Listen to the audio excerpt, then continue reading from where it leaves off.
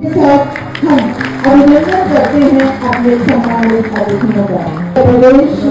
2045 अभियान के लिए स्वास्थ्य विभाग द्वारा कर रही है, लेकिन हमारी कुछ जो सांस्कृतिक परंपराएं हैं उनका निवेदन कर रही है। श्री नरेंद्र मोदी डॉक्टर की बड़ी में स्वागत करते हैं और मैं स्वयं मैं सर आगे के सत्र को आगे बढ़ाते हुए मैं नरेंद्र भूषण सर से रिक्वेस्ट करूंगा सर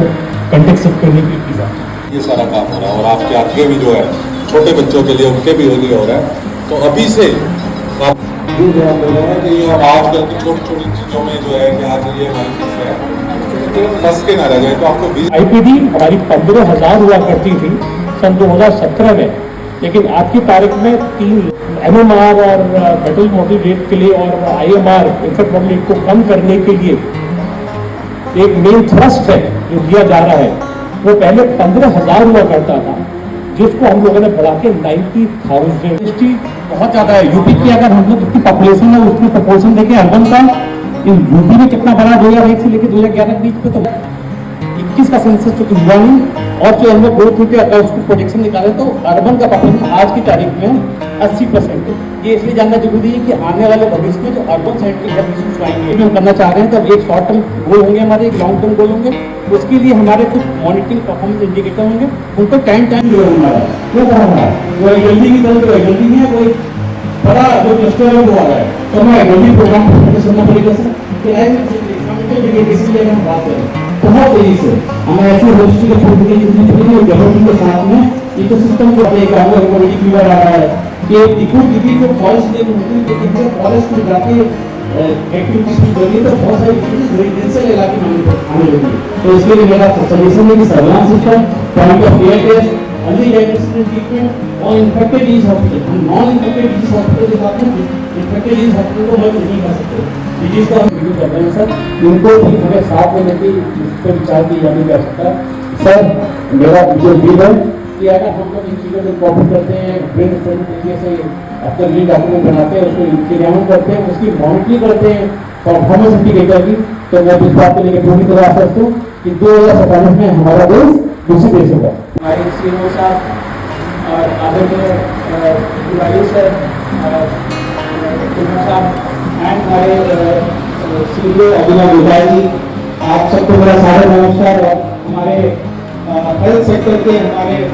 राज्य हमारे मेंटोर डॉक्टर अखिलेश मोहन जी, जो जिनकी सरपरस्ती में हम लोग दिनों दिन बढ़ता जा रहा है और 2032 में ये हमारा